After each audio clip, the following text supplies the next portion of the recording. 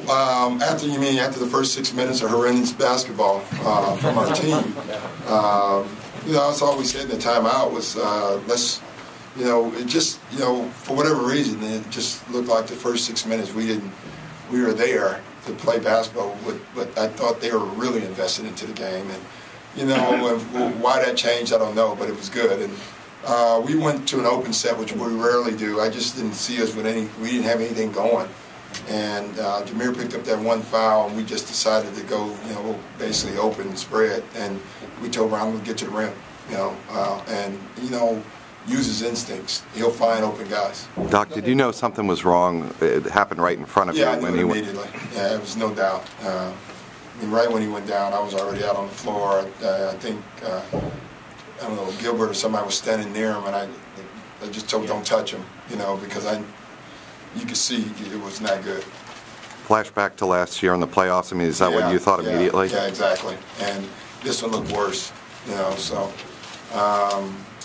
that's tough. I don't actually know how our players kind of got back their senses that quickly, because they all knew it too, At the end of the defensive principles that you guys didn't phenomenal. Follow. How much did the impact you got up with that Dallas loss? Pardon me? How much did that help? Well, I think anytime you lose a game when you think you broke your principles and defensively you were not right, then the next time you play, if you're a defensive team, you're probably going to have a good defensive effort.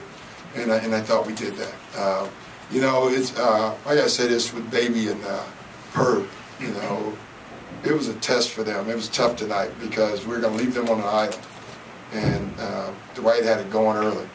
And we just kept telling them, we're doing the right thing. Just keep doing it.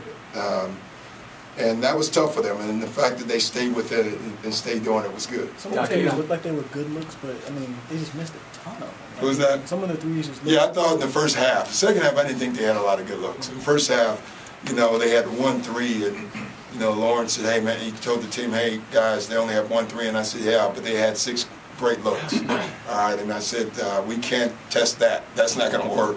We got to run them off the shots, and I thought we did that. And there were 2 plays that Kevin and Paul made at the end of the first half, where Kevin got to the free throw line off that push off and Paul kind of got tripped by Clark. And it seemed like those, they were taking advantage of the lack of composure by Orlando to get to the line. Well, I don't know that. I just knew we were in penalty, and we told them to attack. That's the only words we kept using: attack and execute, attack and execute. Getting them into foul trouble helped, obviously.